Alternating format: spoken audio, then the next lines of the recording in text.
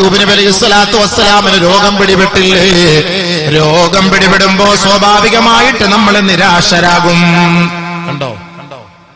പനി വന്നിരിക്കട്ടെ, ഒരു ചുമ വന്നിരിക്കട്ടെ, ഒരു കൊര എന്ന് പറയും കന്നഡ ഭാഷയിൽ, ചുമ വന്നിരിക്കട്ടെ, അത് മാറിയില്ല, ഒരു 4 മാസം വരെ എടുത്തു കൊര, ചുമച്ച് ആരെങ്കിലും വന്ന് എന്താ ചുമയാ പനിയാ ഒന്നും പറയണ്ട, അസ്രവുക്കായി പ്രായം ചുമ പിടിച്ചിട്ട് 4 മാസമായിട്ട് ഒരുമാതിരി കൊര, ഒരു മുടിഞ്ഞ കൊര, ഒരു ശപിച്ച കൊര, എന്തൊക്കെ നിങ്ങൾ ശപിക്കുക. ഒരു പനി, ഒരു ഒടുക്കത്തെ പനി, പണ്ടാരടങ്ങാനും മാറുന്നില്ല, വെളിയിലിട്ട് പോകാൻ പറ്റില്ല, കച്ചവടം ചെയ്യാൻ പറ്റുന്നില്ല, ഒടുക്കത്തെ പനി, ഒടുക്കത്തെ തലവേദന. ഒരു രോഗം വരുമ്പോ നമ്മൾ അതിനെ ശപിക്കും. നമുക്കൊരു ബുദ്ധിമുട്ട് വരുമ്പോ കുറച്ചാള് പറയും, ഇത്ര നാള് ഓടിയില്ലേ മോനെ പുറത്തേക്ക്, ഇത്ര നാള് റോഡിലെല്ലാം കിടന്ന് ഓടിയതല്ലേ, അപ്പൊ ഒന്നും അള്ളാഹെ ഓർത്തില്ലല്ലോ. പള്ളിയുടെ തൊട്ടടുത്ത് കിടന്നിട്ട് കടയിൽ ആവേശത്തോടെ കച്ചവടമൊക്കെ ചെയ്തിട്ട് ബാങ്ക് വിളിച്ചിട്ട്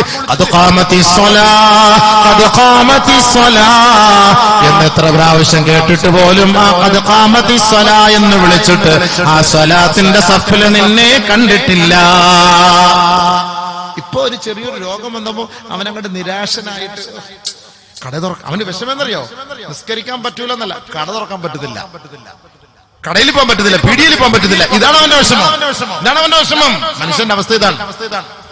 രോഗം വരുമ്പോ നിരാശനാകരുതേ, ആ രോഗത്തെ തെറി പറയരുതേ. ഇത് പരിശുദ്ധ ഇസ്ലാമിന്റെ നിയമമാണ്.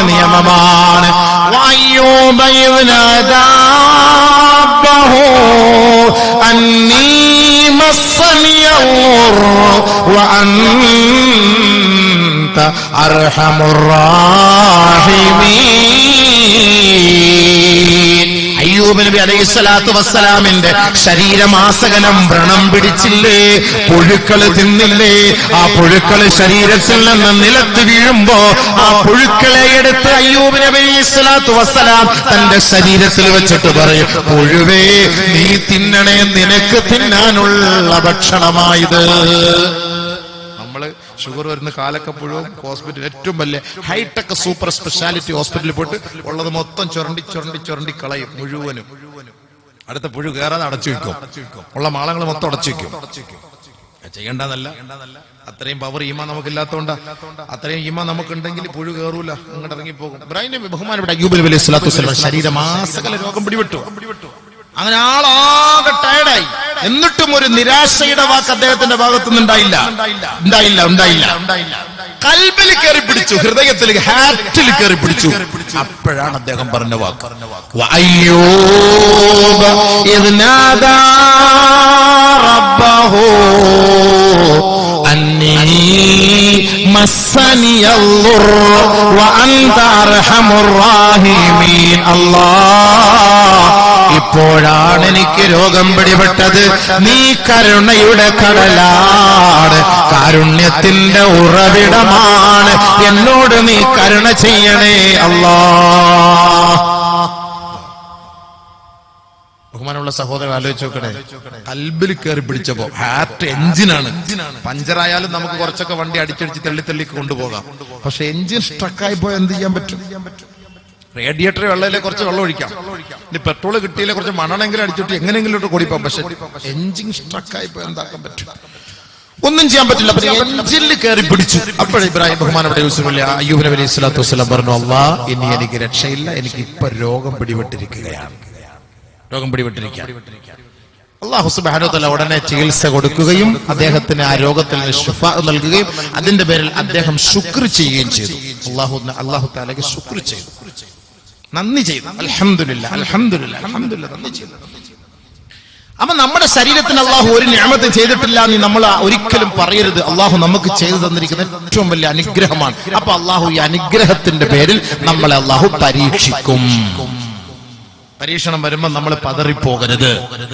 പരീക്ഷണം വരുമ്പോൾ പതറിപ്പോകരുത്. അള്ളാഹു ഖുർആനിൽ പറയുന്നു, ബിസ്മില്ലാഹിർ റഹ്മാനിർ റഹീം, وَلَنَبْلُوَنَّكُمْ بِشَيْءٍ مِّنَ الْخَوْفِ وَالْجُوعِ وَنَقْصٍ مِّنَ الْأَمْوَالِ وَالْأَنفُسِ وَالثَّمَرَاتِ وَبَشِّرِ الصَّابِرِينَ വബശ്ശിരി സ്വാബിരീൻ. പരീക്ഷണങ്ങൾ വരുമ്പോ എന്ത് ചെയ്യണം എന്നുള്ള ഇപ്പൊ ആയത്തിലൂടെ അള്ള പറഞ്ഞുതരാം. നല്ലപോലെ ഇരുന്ന് കേട്ടോളി. ഇപ്പൊ എല്ലാ സ്ഥലത്തും ഇങ്ങനെ പൗരത്വം കേട്ട് ഇപ്പം ഈ അങ്ങ് മനസ്സിന് തന്നെ വെറുപ്പായി പോയി. ഇതിപ്പോ കേൾക്കാൻ തന്നെ ഏത് പ്രസംഗം കേട്ടാലും എവിടെ പള്ളി പൗരത്വം തന്നെ കേട്ടും അല്ലേ? എവിടെ കേട്ട് ഫുൾ ഇത് തന്നെ. എല്ലാരും എവിടെ കയറിയാൽ അറിയാതെ തന്നെ വായിൽ ഒന്നുമാണ് പൗരത്വം. ഇതൊന്നും പേടിക്കണ്ടല്ലോ, ഇതൊന്നും പേടിക്കേണ്ട കാരണം ഖുർആൻ തന്നെ. ഞാൻ ഇപ്പൊ നിങ്ങൾക്കെല്ലാം പറഞ്ഞുതരാം. ഖുർആനെ തന്നെ ഇതെല്ലാം ഉണ്ട്. ഇങ്ങനെയൊക്കെ ഇയാൾ പറയുമെന്നുള്ള കാര്യമൊക്കെ ഖുർആനെ തള്ള നേരത്തെ പറഞ്ഞ കാര്യമാണ്. നമുക്ക് വിവരം ഇല്ലാത്തത് കൊണ്ടാണ് നമുക്ക് ഈ പേടി. നമുക്ക് വിവരം വന്നിട്ടില്ല. അല്ലെ ഖുർആനെ എടുത്ത് പരിശോധിച്ച് നോക്കിയിരുന്ന ഇങ്ങനെയൊക്കെ പൗരത്വ പ്രശ്നം ഉണ്ടാവുമെന്നും ഇങ്ങനെ കുറെ ആളുകളൊക്കെ ഓടിച്ചിട്ടുണ്ടെന്നും പ്രവാചകന്മാരെയൊക്കെ ആട്ടി ഓടിച്ച് സ്വന്തം നാട്ടിൽ നിന്ന് തന്നെ ഇറക്കി വിട്ടിട്ടുണ്ടെന്നും അവിടെ എന്താണ് അടുത്ത പരിപാടി, അടുത്ത സമരമുഖം അവിടെ എന്തായിരുന്നു എന്നൊക്കെ ഖുർആനും ഹദീസും വളരെ അക്കമിട്ട് അടിവരയിട്ട് നമുക്ക് പഠിപ്പിച്ചു തരുന്നുണ്ട്. നമ്മളത് പഠിച്ചാൽ മതി, നമ്മളത് മനസ്സിലാക്കി പ്രവർത്തിച്ചാൽ മതി, പ്രശ്നമൊന്നുമില്ല. എല്ലാ കാര്യങ്ങളും ഖുർആനിൽ ഉണ്ടല്ലോ. ഏതാ ഇല്ലാത്ത കാര്യം? എവിടെയാ ഇല്ലാത്ത? നമുക്കാണ് വെച്ചു പോയത്, നമ്മളത് മനസ്സിലാക്കാത്തതുകൊണ്ടാണ്. അതുകൊണ്ട് എല്ലാവരും വന്ന് ഈ പൗരത്വം എന്നൊക്കെ പറഞ്ഞ് നമ്മളെ പേടിപ്പിക്കും. നമ്മൾ ഖുർആനിലേക്കൊന്ന് മടങ്ങും. അപ്പൊ എന്തായാലും പറയും, നമുക്ക് ഞാൻ പറഞ്ഞുതരും ഇൻഷാ അല്ലാഹ്. അപ്പൊ നമ്മൾ ഈ പ്രശ്നങ്ങൾ വരുമ്പോൾ നമ്മൾ പതറിപ്പോകരുത് പെട്ടെന്ന്. അല്ലാഹു തആല നമ്മളോട് പറഞ്ഞ വാക്കാണ്, നിങ്ങളെ ഞാൻ പരീക്ഷിക്കും. അല്ല പറഞ്ഞ വാക്ക്. നമ്മൾ മുസ്ലിമീങ്ങളായതുകൊണ്ട് പറഞ്ഞ വാക്കാണ്, മുഅ്മിനീങ്ങളായതുകൊണ്ട് പറഞ്ഞ വാക്ക്. നമ്മളെ പരീക്ഷിക്കുന്നു. മുഅ്മിൻ അല്ലെങ്കിൽ അല്ലാഹു തആല പരീക്ഷിക്കില്ല. നമുക്ക് വിഷമിക്കേ വേണ്ട. മുഅ്മിനീങ്ങളല്ലാത്തവർക്കൊക്കെ എന്ത് സുഖ. നമ്മൾ പറയാറില്ലേ, ചിലപ്പോൾ മനസ്സുകൊണ്ട് കരുതാറില്ലേ, അവനൊന്നും ഒരു അറ്റാക്ക് വരുന്നില്ലല്ലോ, ഒരു സ്ട്രോക്ക് വരുന്നില്ലല്ലോ. മനസ്സുകൊണ്ട് പറയാറില്ല. പല രാഷ്ട്രീയക്കാരെയും നമ്മള് ഒന്ന് ദുആ ചെയ്തൂടെ ഉസ്താദ് അവർക്ക് വേണ്ടി? നമ്മുടെ അടുത്ത് പറയാണ്, അവർക്കൊണ്ടൊന്ന് ദുആ ചെയ്തൂടെ? ഇത്ര ഇടങ്ങേറാക്കുമ്പോ അവർക്കൊന്നും സംഭവിക്കുന്നില്ല. സംഭവിക്കൂല ഹബീബേ. ഫിറഔൻ 400 വർഷം ലോകത്ത് ജീവിച്ചു. അവന്റെ ജീവിതത്തിൽ 400 വർഷം മൂസാ നബി ഇടങ്ങേറാക്കി, മുസ്ലിം ഉമ്മത്തിനെ ഇടങ്ങേറാക്കി. അവന്റെ ജീവിതത്തിൽ 400 വർഷത്തിന്റെ ഉള്ളിൽ ഒരു പനി ബാധിച്ചിട്ടില്ല ഫിറഔന്. എന്നാ ഫിറഔന്റെ പേര് കേൾക്കുമ്പോൾ അലൈഹിസ്സലാം ആരെങ്കിലും പറയോ? 400 വർഷത്തിനുള്ളിൽ ഫിറഔൻ ഒരു പനി പിടിച്ചിട്ടില്ല. മാത്രല്ല ഫിറഔനിന്റെ വീട്ടിലെ ഗൃഹോപകരണങ്ങൾ, അവന്റെ ഭക്ഷണ പദാർത്ഥങ്ങൾ ഉപയോഗിക്കുന്ന ഗ്ലാസ് പാത്രം, ഒരു ഗ്ലാസ് പോലും താഴെ വീണുടഞ്ഞിട്ടില്ല 400 വർഷത്തിനുള്ളിൽ. നമ്മുടെ പറയലൊക്കെ തീർച്ച ഞാൻ നിങ്ങളെ പരീക്ഷിക്കും. അല്ലാഹു പറഞ്ഞ വാക്കാണ്, തീർച്ച. ഓടാൻ പറ്റൂല. സുഇല റസൂലുള്ളാഹി സ്വല്ലല്ലാഹു അലൈഹി വസല്ലം, അല്ലാഹുവിന്റെ റസൂലിനോട് ചോദിക്കുകയുണ്ടായി, അയ്യുന്നാസി അശദ്ദു ബലാഅൻ യാ റസൂലല്ലാഹ്, നബിയേ ഏറ്റവും കൂടുതൽ പരീക്ഷണം ആർക്കാണ് നബിയേ? ഖാല റസൂലുള്ളാഹി സ്വല്ലല്ലാഹു അലൈഹി വസല്ലം, അല്ലാഹുവിന്റെ റസൂൽ മറുപടി പറഞ്ഞു, അൽ അംബിയാ, അമ്പിയാക്കൾക്കാണ് ലോകത്ത് ഏറ്റവും വലിയ പരീക്ഷണമെന്ന് നബിയുനാ ഹബീബുനാ ഷഫീഉനാ റസൂലുള്ളാഹി. നമുക്കല്ല, മനസ്സിലായില്ലേ? നമുക്കല്ല. നമുക്കിപ്പോ എത്രയും ഓരോരുത്തർ പ്രശ്നങ്ങൾ ഉണ്ടായിട്ട് നമുക്ക് വല്ല കുഴപ്പമുണ്ടോ? തീറ്റയ്ക്ക് കുറവുണ്ടോ? കളിക്കും ചിരിക്കും വല്ല കുറവുണ്ടോ? ചാറ്റിങ്ങിന് കുറവുണ്ടോ? ചീറ്റിങ്ങിന് കുറവുണ്ടോ? എന്തിനാ ഇപ്പൊ കുറവുള്ളത്? സദക്ക ചെയ്യാനും കുറവുണ്ട്, നിസ്കരിക്കാനും ആള് കുറവുണ്ട്, വാള് വെക്കാനും ആള് കുറവുണ്ട്. ഇത് തന്നെയുള്ളൂ കുറവ്. ബാക്കി ഒന്നിനൊരു കുറവില്ല. എന്താ താങ്കളെ? ഒന്നിനൊരു കുറവില്ല. അല്ലാഹുവിന്റെ റസൂൽ പറഞ്ഞ വാക്കാണ്, പരീക്ഷണം ഏറ്റവും കൂടുതൽ ആർക്കാണ്? അമ്പിയാക്കൾക്കാണ് പരീക്ഷണം. കാരണം എന്താ? സ്വന്തം നാട്ടിൽ നിന്ന് അവരെ ഈ പേരും പറഞ്ഞിട്ട് പുറത്താക്കിയിട്ടുണ്ട്, ഓടിച്ചുവിടാൻ തീരുമാനിച്ചു. ആദരവായ ഹബീബായ ഷഫീയായ റസൂലുള്ളാഹ് സ്വല്ലല്ലാഹു അലൈഹി വസല്ലമ തങ്ങൾ നമ്മുടെ ജീവന്റെ തുടിപ്പാണ്. ഹബീബായ തങ്ങൾക്ക് വഹി വരുന്ന സമയത്ത് മഹദിയായ ഖദീജ ബീവിയുടെ അരികിലേക്ക് നബി തങ്ങൾ ഓടിപ്പോകുകയാണ്. ഖദീജ ബീവി റളിയല്ലാഹു തആല അൻഹാ ബഹുമാനപ്പെട്ട നബിയുനാ റസൂലുള്ളാഹി തങ്ങളെ ചേർത്ത് പിടിച്ച് സമാശ്വസിപ്പിച്ച് ഉറക്കുകയാണ്.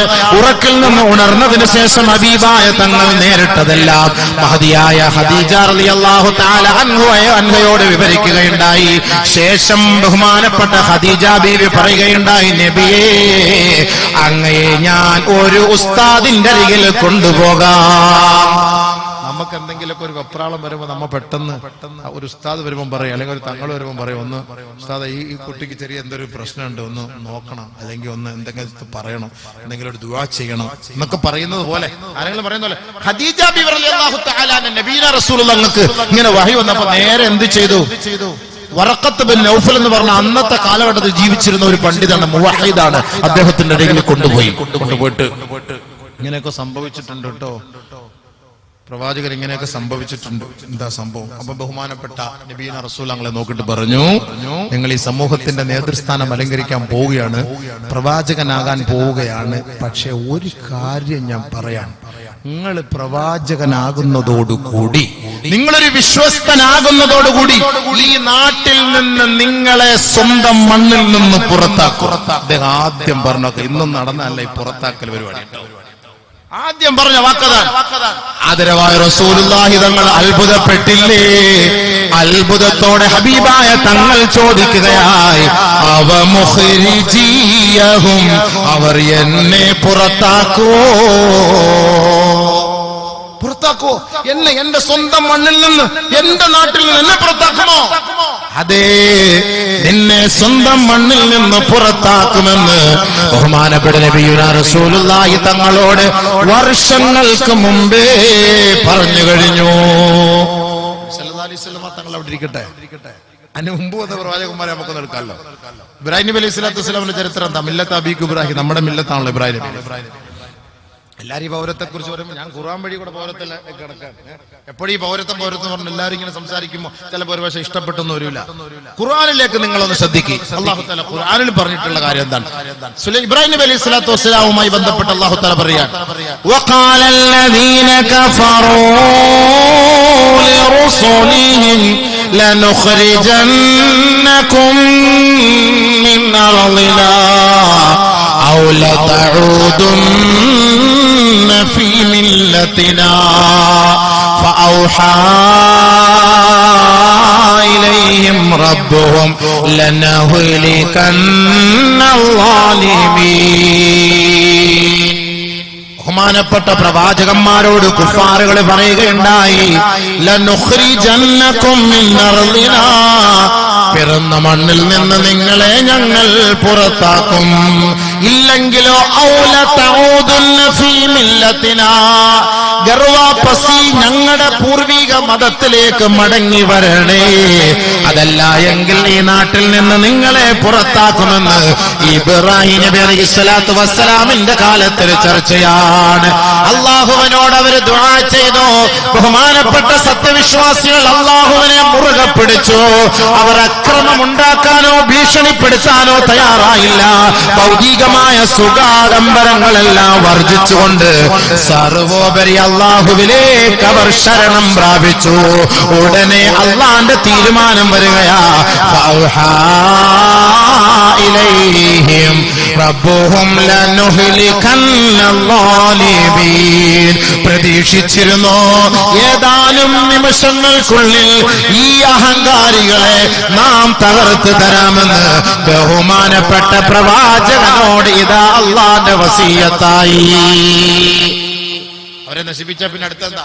വനുസ്കിനന്നകുമുൽ അർള മിൻ ബഅദിഹിം, അതിനുശേഷം ഈ ഭൂമിയിൽ നിങ്ങൾക്ക് നാം ആധിപത്യം നൽകാം. ലാലിക, അതാർക്കാണെന്ന് പറയട്ടെ, ലിമൻ ഖാഫ മഖാമി വഖാഫ വഈദ്. നിസ്കാരമില്ലാത്ത മുസ്ലിമേ കൊടി പിടിച്ച് സമരം ചെയ്തിട്ട് കാര്യമില്ല, പ്രതിഷേധ പ്രകടനം നടത്തിയിട്ട് കാര്യമില്ല, നമസ്കരിക്കാൻ പള്ളിയിൽ ആളുകളില്ല, ഖുർആൻ ഓതാൻ മുസ്ലിമില്ല, സദഖകൾ ചെയ്യാൻ മുസ്ലിമില്ല, നോമ്പ് പിടിക്കാൻ മുസ്ലിമില്ല. സമരത്തിന് മാത്രമാണ് ഈ മുസ്ലിം സമുദായമുള്ളത്. അല്ലാഹു പറയുകയാണ്, ذَلِكَ لِمَنْ خَافَ مَقَامِي وَخَافَ وَعِيدِ. നാളെ ആഖിറമുണ്ട്, വിചാരണയുണ്ട്, സ്വർഗമുണ്ട്, നരകമുണ്ട്, സിറാത്ത് എന്ന പാലമുണ്ടെന്ന് വിശ്വസിക്കുന്ന സത്യവിശ്വാസികളെ, നിങ്ങൾ അല്ലാഹുവിലേക്ക് മടങ്ങാൻ തയ്യാറുണ്ടോ? നിങ്ങൾക്കെതിരെ വരുന്ന ഓരോ അമ്പുകളെയോ ഞാൻ ഉടച്ചു കളയാം, ഒടിച്ചു കളയാം. അതിനുശേഷം അവരിരുന്ന കസേരയിൽ നിങ്ങളെ ഞാൻ കയറ്റിയിരുത്താം. ഖുർആനാണ്, ആർക്കും നിഷേധിക്കാൻ പറ്റൂല. ذَلِكَ لِمَنْ خَافَ مَقَامِي وَخَافَ وَعِيدِ. എന്നിട്ടോ ദുആ ചെയ്യും. പ്രവാചകന്മാരൊക്കെ ദുആ ചെയ്തു. വാ നിസ്കരിച്ചിട്ട് വാ, നിസ്കരിക്കാൻ വാ, പള്ളിയിൽ വാ. പള്ളിയിൽ ഇല്ല, ചെറുപ്പക്കാരില്ല പള്ളിയില്. നമ്മള് മുസ്ലിങ്ങളെ ചുമ്മാ ഇൻ ഗുലാബ് സിന്ദാബാ, ഇൻ ഗുലാബ് സിന്ദാബാ, മാഫി ഫായിദ സിന്ദാബാ. എന്ത് സിന്ദാബാ? ഒരു സിന്ദാബാക്ക് ഒരു ഫായിദ ഇല്ല, ഒരു ഗുണമില്ല ഇത്. നിങ്ങൾ പള്ളിക്ക് വന്ന് നിസ്കരിച്ചെന്ന് അള്ളാഹ് അടുത്ത് പറ, പഠിച്ചവർ ഇങ്ങനൊക്കെ പ്രശ്നങ്ങൾ വരുന്നു, നീ ഒന്ന് പരിഹരിക്കും. ചെറുപ്പക്കാരന്റെ ദുആയ്ക്ക് ഇജാബത്ത് കൂടുതലാണ്. അവൻ ചെറുപ്പക്കാരനാണ്, അവൻ തെരുവോരങ്ങളിൽ ചാറ്റിക്കൊണ്ട് നടക്കുന്നവൻ. അതെല്ലാം വലിച്ചെറിഞ്ഞിട്ട് അള്ളാഹുവിനെ വിളിക്കാൻ സുജൂദിൽ കിടക്കാൻ അവൻ തയ്യാറായി. ആ സുജൂദിൽ അവന്റെ കണ്ണുനീർ ആ മുസല്ലയിൽ വീണാൽ അവൻ എഴുന്നേൽക്കുന്നതിന് മുമ്പ് അള്ളാഹുവിന്റെ സഹായം ഉണ്ടാകും. അള്ളാഹ് പറഞ്ഞ വാക്കാ ഞാൻ ഇതെല്ലാം പറയുന്നത്. അവർ അള്ളാഹുവിനോട് സഹായം തേടുകയാണ്, വിജയം തേടുകയായി. അള്ളാഹുവിന്റെ മറുപടി എന്താണ്? ആ ദുആ സ്വീകരിച്ചുകൊണ്ട് വഖാബ കുല്ലു ജബ്ബാരിൻ അനീദ്, മർക്കട മുഷ്ടിയോടുകൂടി ഞങ്ങൾ നടപ്പിലാക്കുമെന്ന് വാശി പിടിച്ചവരെ അള്ളാഹു ഈ ദുനിയാവിൽ നിന്ന് ഉന്മൂലനം ചെയ്ത ചരിത്ര പാരമ്പര്യം പരിശുദ്ധ ഖുർആൻ നമ്മളോട് പറയുകയാണ്. വസ്തഫ്തഹൂ വഖാബ കുല്ലു ജബ്ബാരിൻ അനീദ്. എല്ലാ ധിക്കാരികളായ, അഹങ്കാരികളായ, പ്രൗഢിയുള്ള ഭരണാധികാരികളെ അല്ലാഹു സുബ്ഹാനഹു വ തആല താഴെ ഇറക്കി. അവരുടെ ദുആയുടെ ഫലം. ബഹുമാനപ്പെട്ട ശുഐബ് നബിയിലേക്ക് കടന്നു വാ. ശുഐബ് നബി അലൈഹിസ്സലാത്തു വസ്സലാമിനോടും ഈ സമൂഹം പറഞ്ഞത് എന്താണ്? ഖാലൽ മലഉല്ലദീന ഇസ്തക്ബറൂ മിൻ ഖൗമി ലനുഖ്രിജന്നക യാ ശുഐബ് വല്ലദീന ആമനൂ മഅക വല്ലദീന ആമനൂ മഅക. യേ ശുഐബേ, നിന്നെയും നിന്റെ വിശ്വാസികളായ സമൂഹത്തെയും ഈ മണ്ണിൽ നിന്ന് ഞങ്ങൾ പുറത്താക്കുക തന്നെ ചെയ്യും.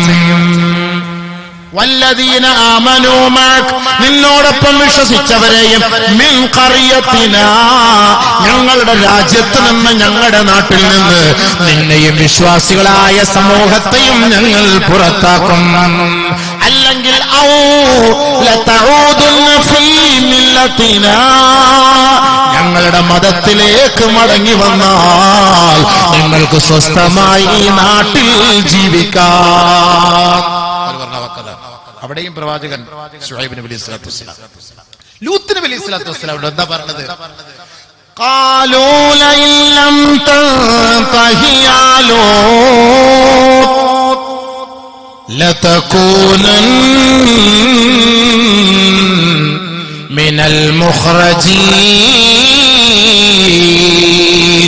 ലൂത്തേ, നിന്റെ പണി നിർത്തിയില്ല എങ്കിൽ ഈ നാട്ടിൽ നിന്ന് നിങ്ങളെ ഞങ്ങൾ പുറത്താക്കും.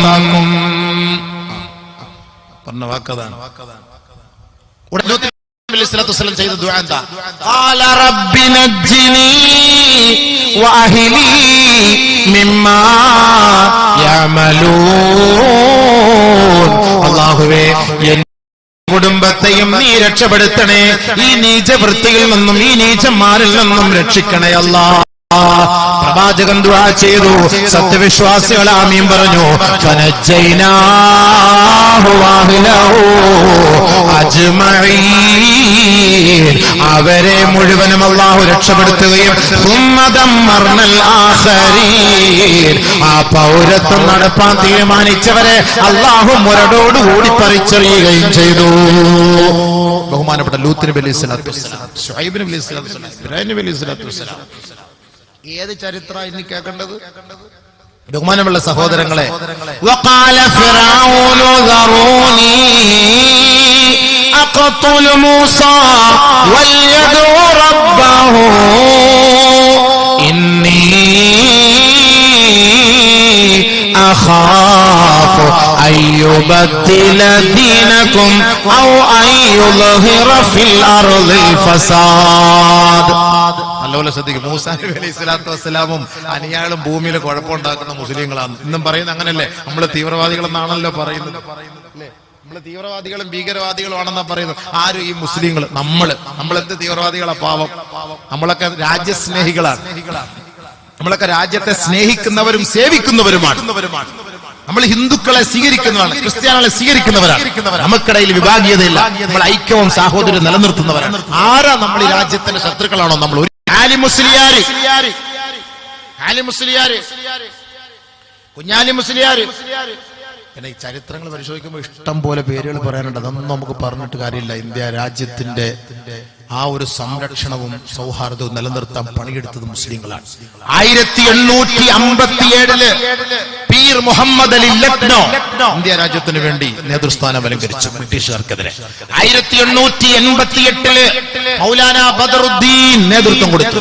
1912 ഇമാം ഹക്കീം, 1918 ഡോക്ടർ ഇബ്നു മുബാറക്, 1922 മൗലാന മുഹമ്മദ് അലി, 1928 മൗലാന സയ്യിദ് മുഹമ്മദ് നേതൃത്വം കൊടുത്തു ഇന്ത്യ രാജ്യത്ത് നിന്ന് ബ്രിട്ടീഷ് പട്ടാളത്തെ ഓടിക്കാൻ. നമ്മള് മുസ്ലിങ്ങൾ സാധാരണക്കാരാണോ? അല്ല. ഇവിടെ കിടന്ന് ഒളിച്ചുകൂടി സുഖമായിട്ട് കിടന്നിട്ടൊന്നുമില്ല. നമ്മള് പണിയെടുത്തവരാണ്. ഇന്ത്യയുടെ നിർമ്മാണ പ്രവർത്തനങ്ങളിലൊക്കെ മുഖ്യ പങ്ക് വഹിച്ചവർ മുസ്ലിമീങ്ങളാണ്. ഇന്ത്യയുടെ നിർമ്മാണ പ്രവർത്തനങ്ങളിൽ മുഖ്യ പങ്ക് വഹിച്ചവർ മുസ്ലിമീങ്ങളാണ്. റെഡ് ഫോർട്ട്, ലാൽ കില, ചെങ്കോട്ട മുസൽമാന്റെ സംഭാവനയാണ്. കുത്തുബ് മിനാർ 237.8 അടി നീളം, 399 പടികളുള്ള കുത്തുബ് മിനാർ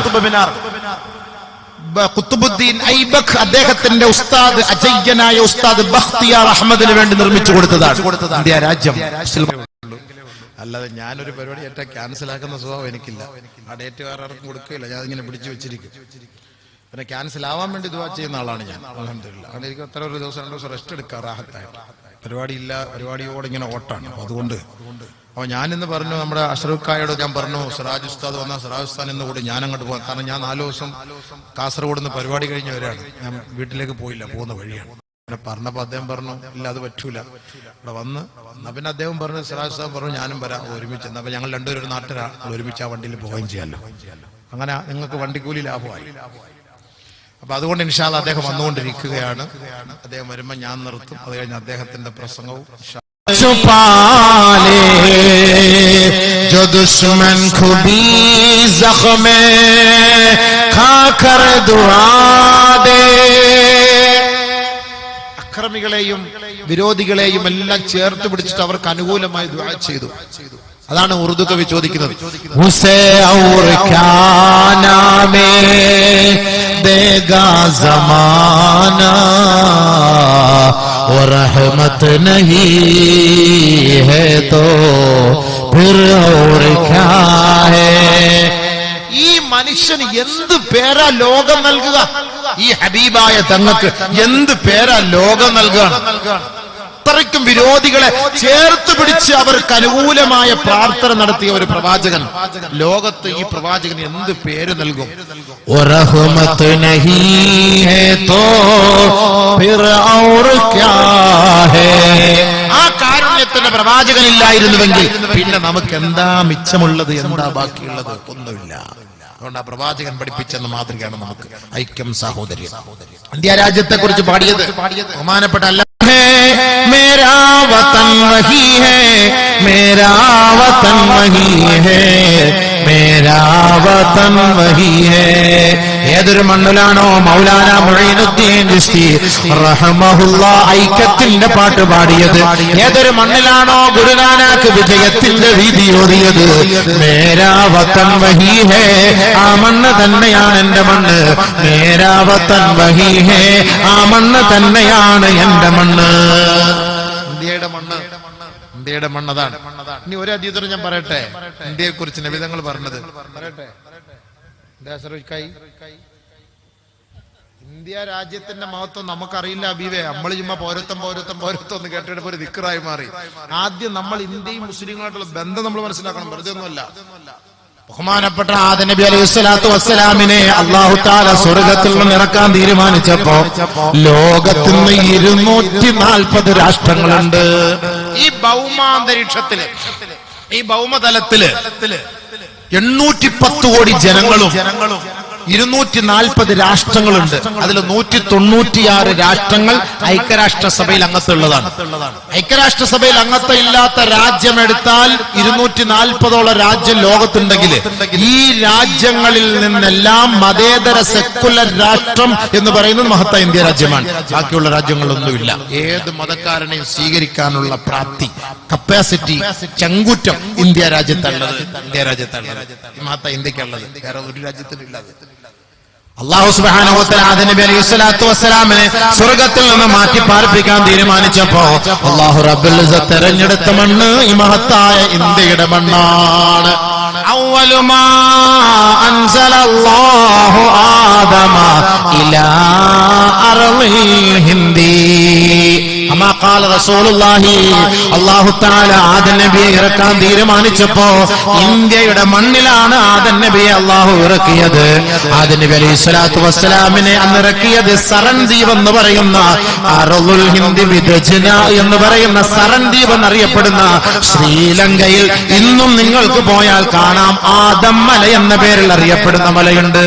ആദം നബിയുടെ പാദസ്പർശമേറ്റ സ്ഥലം ശ്രീലങ്കയില്. നിങ്ങൾ രാമേശ്വരത്ത് പോയിട്ടുണ്ടോ? തമിഴ്നാട് രാമേശ്വരം പാമ്പൻ പാലം ഒന്ന് കേട്ടിട്ടുണ്ടാവും. പാമ്പൻ പാലം. ആ പാമ്പൻ പാലത്തിനടുത്ത് രാമേശ്വരം എന്ന് പറഞ്ഞ സ്ഥലമുണ്ട്. അവിടെ നിങ്ങൾ ഒന്ന് പോയാല് 2 ഖബർ കാണാം. വലിയ നീളത്തിലെ 2 ഖബർ, 70 മുഴമോളമുള്ള 2 ഖബർ. അവിടെ എഴുതി വെച്ചിട്ടുണ്ട് ഖാബീൽ ഹാബീൽ. അവിടെ നിന്ന് കടൽ മാർഗം 16 കിലോമീറ്റർ യാത്ര ചെയ്താൽ ഈ ആദം മലയിലെത്തും. അത് ശ്രീലങ്ക. നമുക്ക് അങ്ങനെ പോകാൻ പറ്റില്ല. അവിടെ വള്ളവും മഞ്ചിയൊന്നും കിട്ടൂല, നമ്മളങ്ങോട്ട് കയറ്റി വിടൂല. അത് വിഷയം വേറെ. പക്ഷെ ആ സ്ഥലത്ത് തന്നെയാണ് ഈ ഖാബീൽ ഹാബീലിന്റെ മഖ്ബറയുണ്ട്. അവിടെ 70 മുഴമാണ്. അപ്പൊ നമുക്ക് മനസ്സിലാക്കി ചരിത്രം. അവിടെയാണ് ആദം ഇറങ്ങിയത്. അവിടെ മക്കൾ അടിയുണ്ടാക്കി, അവരെ അവിടെ അടക്കം ചെയ്യപ്പെട്ടിരിക്കുന്നു. ഇന്ന് നിങ്ങൾക്ക് കാണാം, പോയാൽ കാണാം. രാമേശ്വരം എന്ന് പറഞ്ഞ സ്ഥലത്ത് പാമ്പൻ പാലം കഴിഞ്ഞിട്ട് രാമേശ്വരത്ത് അവിടെ പോയാൽ അവിടെ ചോദിച്ചാൽ മതി, ആരും പറഞ്ഞുതരും. ഖാബീൽ ഹാബീൽ എവിടെ അടക്കിയിരിക്കുന്നത് കാണിച്ചു തരും. അപ്പൊ ഇന്ത്യ രാജ്യത്തിൽ ഇറങ്ങിയ ആദം നബി അലൈഹി സ്വലാത്തു വസ്സലാം അങ്ങനെ ഇന്ത്യ രാജ്യത്തിൽ ഇറങ്ങിയപ്പോ ഭയങ്കരമായ അസ്വസ്ഥത അദ്ദേഹത്തിന് അനുഭവപ്പെട്ടു. ഏകാന്തത അനുഭവപ്പെട്ടപ്പോ അള്ളാഹുവിനോട് ദുആ ചെയ്തു, പടച്ചവനെ, വല്ലാത്ത ഒരു കൂരിരുട്ടിലും ഒരു വല്ലാത്ത കാട്ടിലും കുറ്റിക്കാട്ടിലും എന്നെ നീ നിക്ഷേപിച്ചിരിക്കുകയാണ്. റബ്ബനാ വലംനാ أنفسنا وإن لم تغفر لنا وترحمنا لنكونن من الخاسرين. പ്രാർത്ഥിച്ചു വർഷങ്ങളോളം. അങ്ങനെ ഏകാന്തത അനുഭവപ്പെട്ടപ്പോ ആദം നബി അലൈഹി സ്വലാത്തു വസ്സലാമിന് അല്ലാഹു സുബ്ഹാനഹു വ തആല ഒരു ഈനാസ് പകർന്നു കൊടുക്കാൻ, ഒരു സന്തോഷം പകർന്നു കൊടുക്കാൻ ഈ ഭാരത രാജ്യത്തിലേക്ക് അല്ലാഹു തആല ഫനസല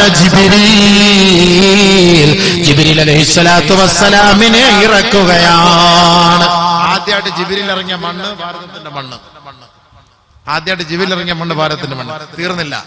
ഫനാദാ ബിൽ അദാൻ. അവിടെ വെച്ച് ബാങ്ക് വിളിക്കുകയാണ്. ബാങ്ക് വിളിച്ചു. ഇന്ന് നമ്മൾ വിളിക്കുന്ന വാങ്ക അന്ന് ജിബ്രീൽ വിളിച്ചത്. അതിൽ അദ്ദേഹം വിളിച്ചു, അഷ്ഹദു അന്ന മുഹമ്മദർ റസൂലുള്ളാഹ്. ശ്രദ്ധിച്ചു ആദം നബി അലൈഹി സ്വലാത്തു വസ്സലാം മുഹമ്മദ്. അഷ്ഹദു അന്ന മുഹമ്മദർ റസൂലുള്ളാഹ്. فلما سمع ذكر محمد മുഹമ്മദ് എന്ന പേര് കേട്ടപ്പോ ഖാല ആദം നബി ചോദിച്ചു, മൻ ഹാദാ മുഹമ്മദ്. ആരാണ് ഈ മുഹമ്മദ്? ജിബ്രീലേ. ഉടനെ ജിബ്രീൽ അലൈഹി സ്വലാത്തു വസ്സലാം മറുപടി പറഞ്ഞു, ഹാദാ സയ്യിദുൽ ആഖിറുൽ ദികായ ആദം. ആദമേ, അവിടുത്തെ സന്താന പരമ്പരകളിലെ അവസാനത്തെ കണ്ണിയാണ്. നബി സല്ലല്ലാഹു അലൈഹി വസല്ലം തങ്ങളെ പോലെ നേരത്തെ അറിയിച്ചു ആദം നബി അലൈഹി സ്വലാത്തു വസ്സലാം. ആ സ്വർഗത്തിൽ നിന്ന് കുറെ സാധനങ്ങൾ കൊണ്ടുവന്നു. അതിൽപ്പെട്ടാണ് ഏലക്ക, ഊദ്, സഞ്ചബീല്, ഇഞ്ചി. ഈ ഊദ് ഇന്ന് ഏറ്റവും കൂടുതൽ സുലഭമായി ലഭിക്കുന്നത് ആസാമിലാണ്. ലോകത്തെ ഊദുകളിൽ ഏറ്റവും നല്ല ഊദ് ഊദുൽ ഹിന്ദാണ്. ഇന്ത്യയുടെ ഊദാണ്. അറബികൾക്ക് അതാണ് വലിയ ഇഷ്ടം. പക്ഷെ നമുക്ക് പിടിക്കൂല. അത് ഏറ്റവും കൂടുതൽ എന്നുള്ളത് ഉൽപ്പാദിപ്പിക്കപ്പെടുന്നത് ആസാമിലാണത്. ഇനി ഹിന്ദ് എന്ന പദം ബഹുമാനപ്പെട്ട ഖദീജ റളിയല്ലാഹു തആല അൻഹയുടെ ആദ്യത്തെ വിവാഹത്തിലെ 2 മക്കളുണ്ട്. ആ 2 മക്കളുടെ പേരും ഹിന്ദ് എന്നാണ്. ഹിന്ദ് എന്ന് പറയുന്നത് ഇന്നൊന്നും തുടങ്ങിയതല്ല, അള്ളാഹുവിന്റെ റസൂൽ അന്നേ പറഞ്ഞ വാക്കാണ്. അറേബ്യയിലെ മരുഭൂമിയിലെ മണൽത്തരികളിൽ ഒരു പർവ്വതമുണ്ട്. ആ പർവ്വതത്തിന്റെ പേര് സമൂം പർവ്വതം എന്നാണ്. പൊടിക്കാറ്റടിച്ചിട്ട് ഇങ്ങനെ കൂടുന്ന പർവ്വതം. ഭൂമിയിലെ ഏറ്റവും ശുദ്ധമായ സുഗതമായ വായു അത് ഹിന്ദിന്റെ വായുവാണ്, ഇന്ത്യയുടെ വായുവാണ്.